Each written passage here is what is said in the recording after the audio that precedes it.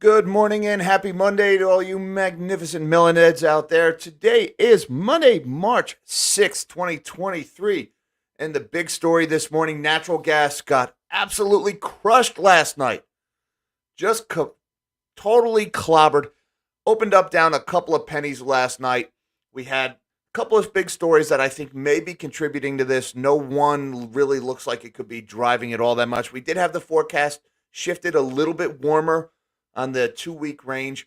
We had a couple of degree days drop out. So less demand for heating natural gas here in the States. That could be driving natural gas prices lower. We also had a story came out of China that their People's Congress is underway right now, and they are predicting 5% GDP growth for China for the coming year, and it's also possible that's having a little bit of a negative effect on natural gas prices. Some of the optimism of the China reopening could be fading. That could be driving us lower. And so those two stories appear to be in the driver's seat. And of course, Sunday night, after 6 p.m. Eastern time when the futures start trading, that is a very low volume period. It's a very illiquid market in the middle of the night Sunday. So it's just possible that the shorts took advantage of such low volume and low liquidity to drive prices lower because there was a lot of retail enthusiasm in natural gas and it got ahead of itself on Friday. We had a big 30-cent rise Friday afternoon in natural gas prices, and it's gone. So that was the story that happened in natural gas. But with that, let's shrink my big million of a head, and let's see what's going on in markets this morning. We have got stocks are up just slightly higher this morning. We got the S&P is up 6 points or 0.15%, still over 4,000 at 4,052. We've got the Dow is up 8 points, 0.03%. Just below that $34,000 mark. We're at 33,399. And the NASDAQ leading the way higher this morning, up 45 points or 0.4% at 11,734. So stocks a little bit higher this morning. Not a heck of a lot. Seems to be tech is leading the way. This has been the trend of the last couple of days. As stocks are risk on, everybody seems dead set on fighting the Fed. I ranted about that all afternoon Friday. Let's not get too deep into that one this morning. Looking over at the DXY, the U.S. dollar is down 13 basis points right now at 104.39. The USD still in that 103 to 105 and change range that we've been in for the better part of a month now. Seems to be just bouncing around in there. So not a lot happening in the dollar. Looking over in the bond market, we have got yields are down most of the way across the curve. We got a couple little pockets of green here and there. The 10-year is down just under 4 basis points right now at 3.92. The high end of the yield curve remains this 6-month at 5.14. That one is up almost 1 basis point today. Now, looking at the 10-year yield, we had been talking for a while that we were probably headed towards 4% and that we were going to hit some resistance there. Well, we went through that. We got to as high as about 4.08, I think, before we hit that resistance. Now we're back below that 4% line. We'll see where we go from here. I expect we're going to probably make a few runs at this 4% threshold before breaking higher. Currently right now at 3.92 on the 10-year yield. We're down about 3.5 basis points this morning. All right, but the big story is in the commodity space today. Looking over at gold. Gold's trading at $18.58 this morning, up $4 or 0.22%. Silver is flat, up a fraction of a penny at $21.25. And then we've got crude oil, WTI is down about 50 cents this morning or 0.68. But here is the big one right here. Natural gas, folks, at $2.64, down 36 cents this morning or 12%. At one point, we were down 13.5%, I think we were at.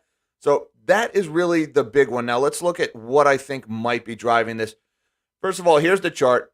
All right, here's the 9-day moving average. We are right on it, folks, right on that 9-day moving average.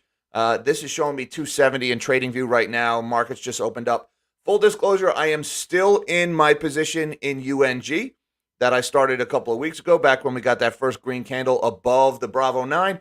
I am going to be staying in that position, at least for the moment. I'm watching that 9-day moving average. If I see a close below that, I'll probably be exiting that position, but I'm going to be watching this one closely. Full disclosure right now, I am still in this trade, although we're like right on that threshold. So going to be keeping an eye on that one. All right, so what's driving this? What happened in natural gas over the weekend? Well, this is dated this morning. Bearish forecast swings prompt swift reversal after overdone natural gas futures rally. A steep decline in March heating demand. This is in natural gas intelligence, by the way. A steep decline in March heating demand expectations over the weekend prompted a hasty retreat for natural gas futures in early trading on Monday, erasing gains from a rally that had perhaps pushed prices too high too soon. The April NYMEX contract was off 36.6 cents to 264 at one point. Anticipated March cold had helped the April contract nose above the $3 mark last week, but much of that projected heating demand evaporated from forecasts over the weekend. That's why they call this one the Widowmaker trade, folks. The weather report can change, and boom, there it goes. American weather model shed 25 heating degree days from the 15-day forecast, while the European model dropped an even more massive 32 heating degree days from the outlook, according to NatGas Weather. So we've got warmer trend in the short-term forecast. All right, that could change every bit as quick as it went warmer. All right, so that's one possible explanation for what's going on in natural gas this morning. The other one, we got this one came out last night. This is in Reuters. China's low growth target takes some wind from commodity sales. China's decision to set a modest 5% economic growth target for 2023 may knock some optimism out of commodity markets, which had been anticipating a surge in demand from the world's largest buyer of natural resources.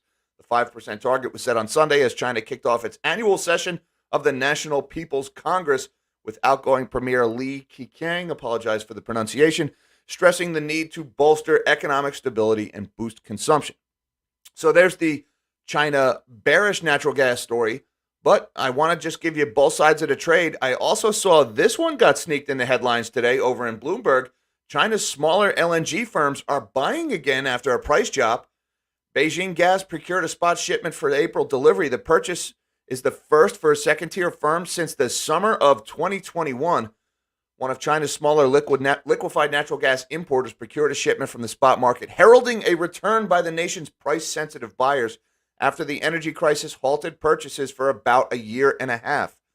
All right, so while everybody is screaming bearish natural gas this morning, and you had the weather headlines and you had the forecast for the lower than expected GDP in China, within all those headlines, you also have, hey, China's firms just started buying LNG again after taking a year and a half off. So again, this could be a little bottomy here. I mean, just keep that in mind. I know right now everybody sees that big red candle. So it's one of the reasons why I'm not bailing on this trade just yet.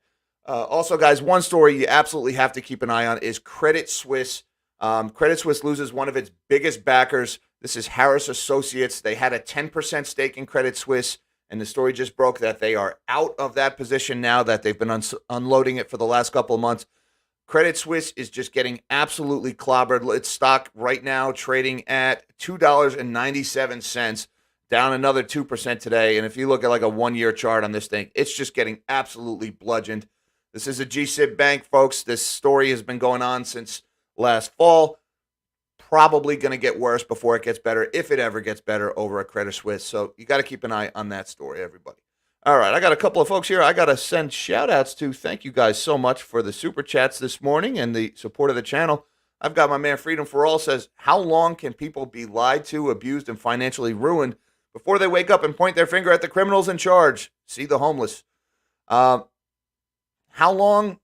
That's a good question. I definitely see a lot of parallels to, we'll say, certain powerful global empires that have not done so well as the divide between the classes expanded. And that's one thing that has really exploded over the last couple of years, especially with the inflation, and now with them trying to end the inflation by putting working class people in the poorhouse.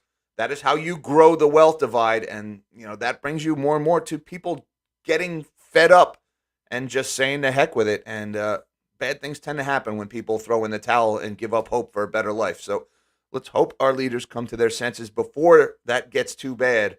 Well, you'll forgive me if I don't hold my breath on that one. Thank you, Freedom for All, for the super chat, sir, and the support of the channel. You are a gentleman and a scholar. And I've got Grandpa's here. Hello, Grandpa. He says, will Powell be wearing his silken pink lace? You're going to get me in trouble, Grandpa. Undergarments again, or will he bring a reality check to Mr. Market? I don't know.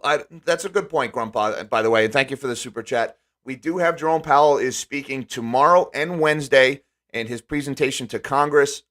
I don't really know what to expect from Powell right now because he's been kind of hawkish lately. And it doesn't matter how hawkish he's been. The market has been interpreting dovish no matter what he says.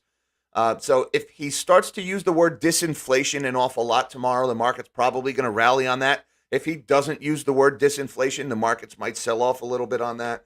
But really, it's the data points that are coming later this week and next week that I'm more focused on rather than Powell's comments. Although Powell's comments could move markets. But I am looking at ADP payrolls on Wednesday. I've got JOLTS job openings on Wednesday. Those are going to be labor market indicators. If we see strength in the labor market or the appearance of strength in the labor market on Wednesday, that will mean more hawkish Fed. Then on Friday, we've got that non-farm payrolls, the jobs number. The market's expecting 210,000 according to Trading Economics. If we see another strong jobs report, air quotes, strong, that would mean more hawkish Fed. And then, of course, the week after, next week on Wednesday, we've got CPI, and that's going to be the big one. And the day after CPI, we get PPI and retail sales. Those are the big data points over the next week, week and a half that you really want to keep an eye on, as well as Powell's words. That's going to determine whether or not the market is going to continue to freak out about a hawkish Powell or whether the market is going to continue to fight the Fed and ignore the hawkish signals and just say up higher, all onward and upward to new highs. Anyway, that's what I got for you today. Thank you very much, Grandpa. Appreciate the super chat, sir, the support of the channel. Thank you guys. Thank you to my Patreon supporters for everything you do for the channel. Link down below should you feel so inclined. I will be scheduling our Patreon Zoom call for Wednesday, a little later today. Hi, Mom. Hi, Dad. I love you guys. And until next time, live small and dream big.